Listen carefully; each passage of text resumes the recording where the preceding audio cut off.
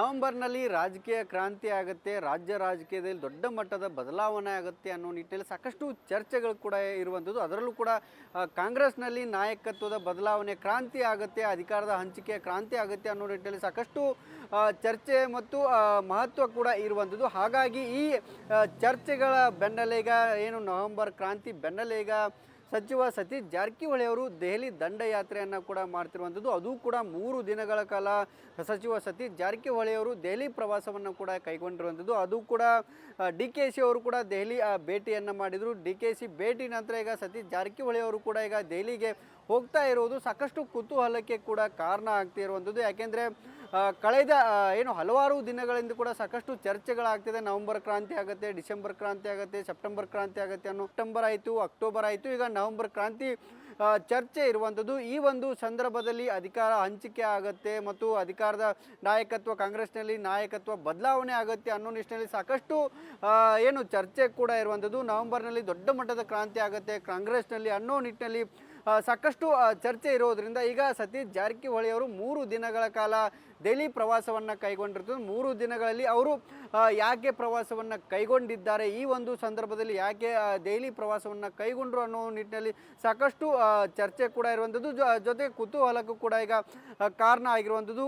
ಪ್ರಮುಖವಾಗಿ ಬೆಳಗಾವಿಯ ಉಸ್ತುವಾರಿ ಸಚಿವರಾಗಿರುವಂಥ ಸತೀಶ್ ಜಾರಕಿಹೊಳಿ ಅವರು ಸಿದ್ದರಾಮಯ್ಯದ ನಂತರದಲ್ಲಿ ಅಹಿಂದ ನಾಯಕರಾಗಿ ಅವ್ರನ್ನ ಗುರುತು ಮಾಡ್ತಿರುವಂಥದ್ದು. ಹಾಗಾಗಿ ಅವರು ಅಹಿಂದ ನಾಯಕರು ಆಗ್ತಾರೆ ಮತ್ತು ಅಹಿಂದ ನಾಯಕತ್ವವನ್ನು ಮುನ್ನಡೆಸಬೇಕು ಅನ್ನೋ ನಿಟ್ಟಿನಲ್ಲಿ ಸ್ವತಃ ಸಿದ್ದರಾಮಯ್ಯನವರ ಪುತ್ರ ಯತೀಂದ್ರ ಸಿದ್ದರಾಮಯ್ಯನವರು ಬಂದು ಬೆಳಗಾವಿಯಲ್ಲೇ ಒಂದು ಹೇಳಿಕೆಯನ್ನು ಕೂಡ ಕೊಡ್ತಾರೆ. ಈ ಒಂದು ಹೇಳಿಕೆ ಕೊಟ್ಟಾದ ನಂತರ ಸಾಕಷ್ಟು ಚರ್ಚೆಗಳಿಗೆ ರೆಕ್ಕೆ ಪುಕ್ಕಗಳು ಕೂಡ ಈಗ ಬಂದಿರುವಂಥದ್ದು. ಹೀಗಾಗಿ ಅದಕ್ಕೆ ಸ್ಪಷ್ಟೀಕರಣ ಕೊಡುವ ಕೆಲಸ ಕೂಡ ಆಗುತ್ತೆ. ಸ್ವತಃ CM ಸಿದ್ದರಾಮಯ್ಯನವರೇ ಸ್ಪಷ್ಟೀಕರಣ ಕೊಡ್ತಾರೆ ಮತ್ತು ಅದಕ್ಕೆ ಸಹಮತ ವ್ಯಕ್ತಪಡಿಸುವ ಕೆಲಸವನ್ನು ಕೂಡ ಮಾಡ್ತಾರೆ. CM ಸಿದ್ದರಾಮಯ್ಯನವರು ನನ್ನ ನಂತರದ ಅಹಿಂದ ಮುನ್ನಡೆಸ್ಕೊಂಡು ಹೋಗ್ತಾರೆ ಸತೀಶ್ ಜಾರಕಿಹೊಳಿ ಅನ್ನೋ ಒಂದು ಮಾತನ್ನು ಯತೀಂದ್ರ ಅವರು ಹೇಳಿದ್ದಾರೆ. ಅವರು ನಾಯಕತ್ವದ ಬದಲಾವಣೆ ಬಗ್ಗೆ ಆಗಲಿ ಅಥವಾ CM ಬದಲಾವಣೆಯ ಬಗ್ಗೆ ಆಗಲಿ ಅನ್ನೋ ಮಾತನ್ನು ಕೂಡ ಹೇಳಿಲ್ಲ ಅನ್ನೋ ನಿಟ್ಟಿನಲ್ಲಿ ಸ್ಪಷ್ಟೀಕರಣ ಕೊಟ್ಟಿದ್ದರು. ಆದರೆ ನನ್ನ ನಂತರದಲ್ಲಿ ಸತೀಶ್ ಜಾರಕಿಹೊಳಿ ಅವರು ಅಹಿಂದ ನಾಯಕತ್ವ ವಹಿಸ್ಕೊಳ್ತಾರೆ ಅನ್ನೋ ನಿಟ್ಟಿನಲ್ಲಿ ಯತೀಂದ್ರ ಅವರ ಹೇಳಿಕೆಗೆ ಸಹಮತ ವ್ಯಕ್ತಪಡಿಸುವಂಥ ಕೆಲಸ ಆಗಿತ್ತು. ಆದರೆ ಈಗ ನವೆಂಬರ್ ಕ್ರಾಂತಿ ಅಂದರೆ 15ರಿಂದ 20ನೇ ದಿನಾಂಕದ ಒಳಗೆ ನವೆಂಬರ್ ಕ್ರಾಂತಿ ಆಗುತ್ತೆ ಅನ್ನೋ ನಿಟ್ಟಿನಲ್ಲಿ ಸಾಕಷ್ಟು ಚರ್ಚೆ ಇರೋದ್ರಿಂದ ಈಗ ದೆಹಲಿ ಭೇಟಿಯನ್ನು ಸತೀಶ್ ಜಾರಕಿಹೊಳಿ ಅವರು ಮಾಡ್ತಿರುವಂಥದ್ದು. ಹಾಗಾಗಿ ದೆಹಲಿ ಭೇಟಿಯಲ್ಲಿ ಯಾರನ್ನೆಲ್ಲ ಭೇಟಿ ಆಗ್ತಾರೆ ಸಚಿವ ಸತೀಶ್ ಜಾರಕಿಹೊಳಿ ಅವರು ಅನ್ನೋದು ಕೂಡ ಈಗ ನಿಗೂಢ ಆಗಿರುವಂಥದ್ದು. ಪ್ರಮುಖವಾಗಿ ಸತೀಶ್ ಜಾರಕಿಹೊಳಿ ಅವರು ಮೂರು ದಿನಗಳ ಕಾಲ ಪ್ರವಾಸದಲ್ಲಿ AICC ಅಧ್ಯಕ್ಷರಾಗಿರುವಂಥ ಮಲ್ಲಿಕಾರ್ಜುನ್ ಖರ್ಗೆ ಇರ್ಬೋದು, ಜೊತೆಗೆ ರಾಜ್ಯ ಉಸ್ತುವಾರಿ ಆಗಿರುವಂಥ ಸುರ್ಜೇವಾಲಾ ಅವ್ರನ್ನ ಭೇಟಿ ಮಾಡ್ಬೋದು, ಜೊತೆಗೆ ವೇಣುಗೋಪಾಲ್ ಅವ್ರನ್ನ ಕೂಡ ಭೇಟಿ ಮಾಡ್ಬೋದು.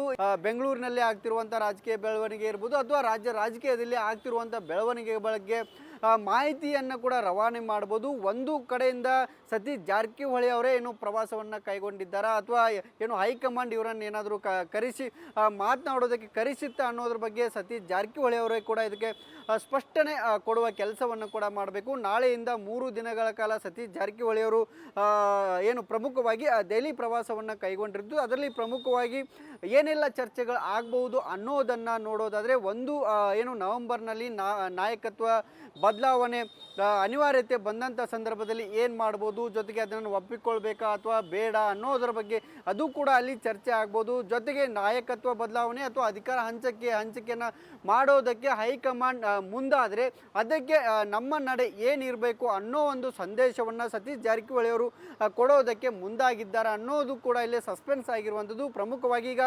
ನಾಯಕತ್ವದ ಬದಲಾವಣೆ ಅನಿವಾರ್ಯತೆ ಎದುರಾದರೆ ಸತೀಶ್ ಜಾರಕಿಹೊಳಿ ಅವರ ಮುಂದಿನ ನಡೆ ಏನು ಮತ್ತು ಅವರ ಆಯ್ಕೆಗಳು ಏನು ಅನ್ನೋದು ಕೂಡ ಇಲ್ಲಿ ನಿಗೂಢ ಆಗಿರುವಂಥದ್ದು. ಹಾಗಾಗಿ ಅವರೊಂದು ಪ್ರತಿ ಹೆಜ್ಜೆ ಕೂಡ ಸಾಕಷ್ಟು ಮಹತ್ವವನ್ನು ಕೂಡ ಪಡೆದುಕೊಂಡಿರುವಂಥದ್ದು. ಈಗ ನವೆಂಬರ್ ಕ್ರಾಂತಿ ಬೆನ್ನಲ್ಲೇ ಸತೀಶ್ ಜಾರಕಿಹೊಳಿ ಅವರು ದೆಹಲಿ ಭೇಟಿ ಮಾಡ್ತಾಯಿದ್ರೆ. ಇದಕ್ಕೂ ಮುಂಚೆ DKC ಅವರು ಭೇಟಿ ಮಾಡಿದರು. ಅವರು ಕೂಡ ದೆಹಲಿ ಭೇಟಿ ನೀಡಿ ಅಲ್ಲಿ ಹೈಕಮಾಂಡ್ ಭೇಟಿಯನ್ನು ಮಾಡೋದಕ್ಕೆ ಪ್ರಯತ್ನವನ್ನು ಕೂಡ ಮಾಡಿದರು. ಆದರೆ ಈಗ DKC ಅವರು CM ಆಗಲೇಬೇಕು ಅನ್ನೋ ನಿಟ್ಟಿನಲ್ಲಿ ಶತಾಯಗತಾಯವಾಗಿ ಸಾಕಷ್ಟು ಪ್ರಯತ್ನವನ್ನು ಕೂಡ ಈಗ ಮಾಡ್ತಿದ್ದಾರೆ. ಅದಕ್ಕೆ ಅವಕಾಶವನ್ನು ಕೊಡಬಾರ್ದು ಅನ್ನೋ ನಿಟ್ಟಿನಲ್ಲಿ ಇಲ್ಲಿ ಸಿದ್ದರಾಮಯ್ಯ ಬಣದವರು ಕೂಡ ದಾಳಕ್ಕೆ ಪ್ರತಿ ದಾಳವನ್ನು ಹಾಕುವ ಕೆಲಸವನ್ನು ಮಾಡ್ತಿರುವಂಥದ್ದು. ಅದರಲ್ಲಿ ಪ್ರಮುಖವಾಗಿ ಏನು ಈ ಒಂದು ಕಾಂಗ್ರೆಸ್ ಸರ್ಕಾರ ಅಧಿಕಾರಕ್ಕೆ ಬರಬೇಕಾದ್ರೆ ಇಬ್ಬರ ಪ್ರಯತ್ನವೂ ಇದೆ. ಹಾಗಾಗಿ ಇಲ್ಲಿ ಅಧಿಕಾರ ಹಂಚಿಕೆ ಆಗೇ ಆಗುತ್ತೆ ಅನ್ನೋ ನಿಟ್ಟಿನಲ್ಲಿ ಸಾಕಷ್ಟು ಚರ್ಚೆಗಳು ಇರುವಂಥದ್ದು. ಆದರೆ ಸಿದ್ದರಾಮಯ್ಯನವರನ್ನ ಒಂದು ವೇಳೆ ಕೆಳಗಿಳಿಸಿದ್ದಾದರೆ ಅದರಿಂದ ಪರಿಣಾಮಗಳು ಏನಾಗುತ್ತೆ, ಅದರಿಂದ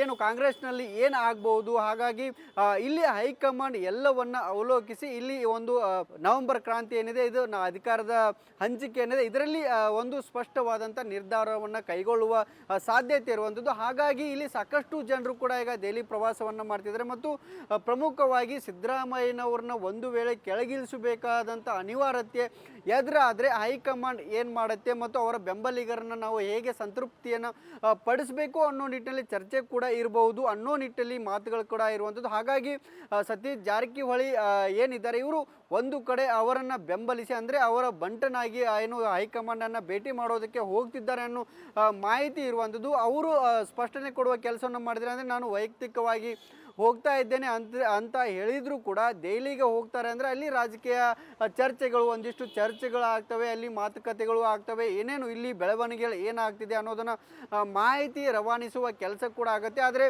ರಾಜ್ಯ ಏನು 2ನೇ ಸ್ಥಾನದಲ್ಲಿ ಅಥವಾ 3ನೇ ಸ್ಥಾನದಲ್ಲಿ ಗುರುತಿಸಿಕೊಂಡಿರುವಂಥ ಸತೀಶ್ ಜಾರಕಿಹೊಳಿ ಅವರು ಬೆಳಗಾವಿಯಲ್ಲಿ ಕುಂತ್ರೆ ನಡೆಯೋದಿಲ್ಲ, ಜೊತೆಗೆ ಬೆಂಗಳೂರಿನಲ್ಲಿ ಕುಂತರೂ ನಡೆಯೋದಿಲ್ಲ. ಇಲ್ಲಿ ಹೈಕಮಾಂಡ್ ಮಟ್ಟದಲ್ಲಿ ಅವರು ಕೂಡ ಭೇಟಿ ಆಗಬೇಕು, ಇಲ್ಲಿರುವಂಥ ಏನು ನಿಲುವುಗಳನ್ನು ಇರ್ಬೋದು ಅಥವಾ ಇಲ್ಲಿರುವಂಥ ಮಾಹಿತಿಗಳನ್ನು ಪರಸ್ಪರ ವಿನಿಮಯ ಮಾಡಿಕೊಳ್ಳುವ ಕೆಲಸ ಕೂಡ ಆಗಬೇಕು. ಹಾಗಾಗಿ ಅವರು ದೆಹಲಿಗೆ ಭೇಟಿ ಆಗ್ತಾ ಇದ್ದಾರೆ. ರಾಜ್ಯ ರಾಜಕಾರಣದಲ್ಲಿ ಏನೆಲ್ಲ ಬೆಳವಣಿಗೆಗಳು ಆಗ್ತಾ ಇದೆ ಮತ್ತು ಒಂದು ವೇಳೆ ಅಧಿಕಾರದ ಹಂಚಿಕೆ ಒಪ್ಪಂದ ಏನಾದರೂ ಆಗಿದ್ದರೆ ಏನು ಇಲ್ಲಿ CM ಸಿದ್ದರಾಮಯ್ಯನವರ ಬೆನ್ನಿಗೆ ನಾವು ಯಾವ ರೀತಿ ನಿಲ್ಬಹುದು ಮತ್ತು ಸಿದ್ದರಾಮಯ್ಯನವರ ಜೊತೆಗೆ ಯಾವ ರೀತಿ ಹೈಕಮಾಂಡ್ಗೆ ಸಂದೇಶವನ್ನು ಸತೀಶ್ ಜಾರಕಿಹೊಳಿ ಅವರು ಕೊಡ್ತಾರೆ ಅನ್ನೋದನ್ನು ಕೂಡ ಕಾದು ನೋಡಬೇಕಿರುವಂಥದ್ದು.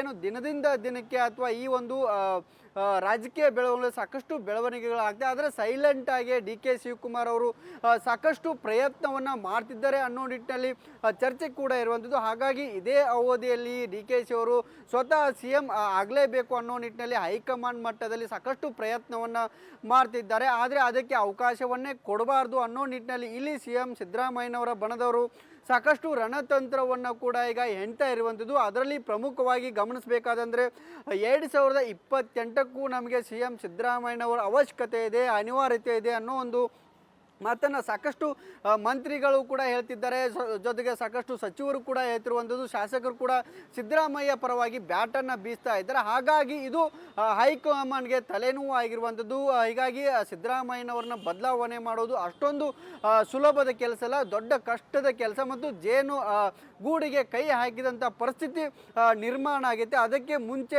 ಏನೆಲ್ಲ ಮಾಡಬಹುದು ಅನ್ನೋದನ್ನು ಕೂಡ ಹೈಕಮಾಂಡ್ ಕೂಡ ಈಗ ಸ್ಪಷ್ಟವಾಗಿ ಮಾಹಿತಿ ಪಡೆದುಕೊಳ್ಳುವ ಕೆಲಸ ಆಗುತ್ತೆ. ಹಾಗಾಗಿ ಇಲ್ಲಿ ಸ್ವತಃ CM ಸಿದ್ದರಾಮಯ್ಯನವ್ರನ್ನ ಯಾವುದೇ ಕಾರಣಕ್ಕೂ ಬದಲಾವಣೆ ಮಾಡಲೇಬಾರ್ದು ಅನ್ನೋ ನಿಟ್ಟಿನಲ್ಲಿ ಸಂದೇಶವನ್ನು ಹೊತ್ತು ಸತೀಶ್ ಜಾರಕಿಹೊಳಿ ಅವರು ಹೋಗಿದ್ದಾರೆ ಅನ್ನೋ ಒಂದು ಕೂಡ ಮಾಹಿತಿ ಕೂಡ ಇರುವಂಥದ್ದು. ಯಾಕೆಂದರೆ ಸಿದ್ದರಾಮಯ್ಯನವರ ಅವಶ್ಯಕತೆ ಕಾಂಗ್ರೆಸ್ಗೆ ಎಷ್ಟಿದೆ ಅನ್ನೋದರ ಮಾಹಿತಿಯನ್ನು ಹೈಕಮಾಂಡ್ಗೆ ಗೊತ್ತುಪಡಿಸಬೇಕು ಅನ್ನೋ ನಿಟ್ಟಿನಲ್ಲಿ ಸತೀಶ್ ಜಾರಕಿಹೊಳಿ ಅವರು ಈ ಒಂದು ಸಂದೇಶವನ್ನು ಹೊತ್ತು ಹೋಗಿದ್ದಾರೆ ಅನ್ನೋ ಒಂದು ಮಾಹಿತಿ ಕೂಡ ಇರುವಂಥದ್ದು. ಮತ್ತೊಂದು ಕಡೆ ಮತ್ತೊಂದು ಮಾಹಿತಿಗಳ ಪ್ರಕಾರ ಸ್ವತಃ ಏನು ಹೈಕಮಾಂಡ್ನವರೇ ಇವರನ್ನು ಕರೆಸಿಕೊಂಡ್ರ ಅನ್ನೋ ಮಾಹಿತಿ ಕೂಡ ಇರುವಂಥದ್ದು. ಯಾಕೆಂದರೆ ಇಲ್ಲಿ 2 ರೀತಿಯ ವಿಚಾರಗಳು ಕೂಡ ಇರುವಂಥದ್ದು. ಇಲ್ಲಿ ಯಾವುದನ್ನು ಕೂಡ ಅಲ್ಲ ಗೆಳೆಯುವಂತಿಲ್ಲ. ಯಾಕಂದರೆ ಸಿದ್ದರಾಮಯ್ಯನವರು 2028ವರೆಗೂ ಬೇಕು ಅನ್ನೋ ಮಂತ್ರಿಗಳು, ಅಂದರೆ ಮುಂದಿನ 5 ವರ್ಷದ ಅವರಿಗೂ ಕೂಡ CM ಆಗಿ ಇರಬೇಕು ಅನ್ನೋ ನಿಟ್ಟಿನಲ್ಲಿ ಪರೋಕ್ಷವಾಗಿ ಹೇಳ್ತಿರುವಂಥದ್ದು. ಹೀಗಾಗಿ ಸ್ವತಃ ಸತೀಶ್ ಜಾರಕಿಹೊಳಿ ಅವರು ಕೂಡ ಈಗಾಗಲೇ ಹಲವಾರು ಬಾರಿ ಹೇಳಿಕೆಯನ್ನು ಕೊಡುವ ಕೆಲಸ ಮಾಡಿದ್ದಾರೆ. ಇಲ್ಲಿ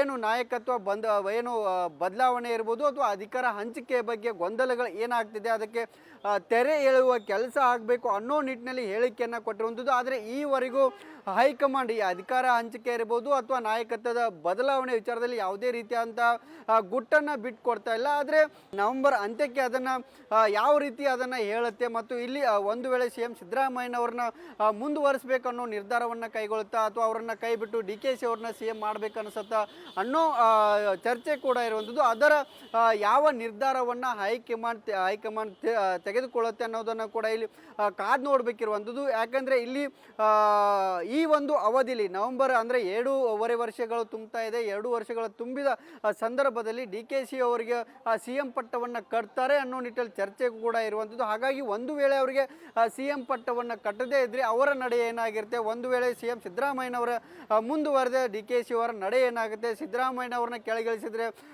ಸಿದ್ದರಾಮಯ್ಯ ಜೊತೆಗೆ ಸತೀಶ್ ಜಾರಕಿಹೊಳಿ ಬೆಂಬಲಿಗರು ಆ್ಯಂಡ್ ಟೀಮ್ ಅವರ ನಡೆ ಏನಾಗಿರುತ್ತೆ ಅನ್ನೋದು ಸಾಕಷ್ಟು ಕುತೂಹಲಕ್ಕೂ ಕೂಡ ಕಾರಣ ಆಗಿರುವಂಥದ್ದು. ಈಗಾಗಲೇ ಸಿ ಎಂ ಸಿದ್ದರಾಮಯ್ಯನವರು ದೆಹಲಿ ಪ್ರವಾಸವನ್ನು ಕೈಗೊಳ್ಳಬೇಕಿತ್ತು. ಅದಕ್ಕೂ ಮುಂಚೆ ಈಗ ಅವರ ಶಿಷ್ಯ ಸತೀಶ್ ಜಾರಕಿಹೊಳಿ ಅವರು ಪ್ರವಾಸವನ್ನು ಕೈಗೊಳ್ತಾರೆ. ಅಲ್ಲಿ ಏನು ದೊಡ್ಡ ನಾಯಕರನ್ನು ಭೇಟಿ ಆಗ್ತಾರೆ. ಅಲ್ಲಿ ಏನು ಸಿ ಎಂ ಸಿದ್ದರಾಮಯ್ಯನವರ ಪರವಾಗಿ ಬ್ಯಾಟ್ ಬೀಸ್ತಾರೆ ಅನ್ನೋ ಒಂದು ಮಾಹಿತಿ ಕೂಡ ಇರುವಂಥದ್ದು. ಹಾಗಾಗಿ ಸಿದ್ದರಾಮಯ್ಯನವರು ಇನ್ನೂ ಮುಂದಿನ 5 ವರ್ಷಕ್ಕೆ ಉಳಿಬೇಕು, ಅವರೇ ಅಧಿಕಾರವನ್ನು ಮಾಡಬೇಕು ಅನ್ನೋ ನಿಟ್ಟಿನಲ್ಲಿ ಇವರು ಸತೀಶ್ ಜಾರಕಿಹೊಳಿ ಅವರು ಸಂದೇಶವನ್ನು ಹೊತ್ತು ಒಯ್ತಿದ್ದಾರೆ ಅನ್ನೋ ಒಂದು ಪ್ರಶ್ನೆ ಕೂಡ ಇರುವಂಥದ್ದು. ಅದೇ ರೀತಿಯಾದಂಥ ಚರ್ಚೆಗಳು ಇರುವಂಥದ್ದು. ಹಾಗಾಗಿ ಸತೀಶ್ ಜಾರಕಿಹೊಳಿ ಅವರು ಜೊತೆಗೆ ಸಿ ಎಂ ಬಣದವರು ಒಂದು ದಾಳವನ್ನು ಉಳಿಸಿದರೆ ಡಿ ಕೆ ಶಿ ಅವರು ಮತ್ತೊಂದು ದಾಳವನ್ನು ಉಳಿಸ್ತಾ ಇದ್ದಾರೆ. ಹಾಗಾಗಿ ಕೊನೆಗೆ ಈ ಹೈಕಮಾಂಡ್ ಯಾವ ನಿರ್ಧಾರವನ್ನು ಕೈಗೊಳ್ಳುತ್ತೆ ಅನ್ನೋದನ್ನು ಕೂಡ ಕಾದು ನೋಡಬೇಕಿರುವಂಥದ್ದು.